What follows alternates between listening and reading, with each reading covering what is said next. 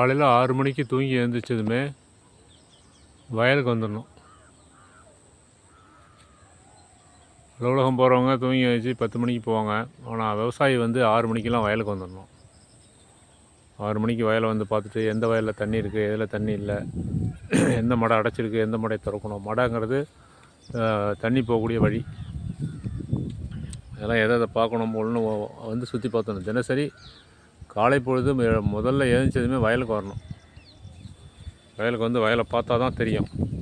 8 மணிக்கு போகும் 10 மணிக்கு போகணுன்னா ஒன்றுமே புரியாது, எல்லாம் மாறி போயிடும். இல்லைனா 8 மணிக்கு வேறு ஏதாவது ஒரு வேலை வந்துடும், சாப்பாடு நேரம் வந்துடும், சாப்பிட்டு வேறு ஏதாவது வேலையை பார்த்துருவோம். அதனால் முதல் வேலையாக 6 மணிக்கு வயலுக்கு வந்துடணும். மாலையில் முடிஞ்சால் மாலையும் ஒரு ரவுண்டு வந்துடணும். காலை மாலை 2 வேளை வயலுக்கு வர்றது ரொம்ப நல்லது. அதில் பெரும்பாலும் நடந்தே வர்றது நல்லது. நடக்கும் தூரமாக இருந்தால் நடந்தே வர்றது நல்லது. கொஞ்சம் தூரம்னா சைக்கிளில் போகலாம்.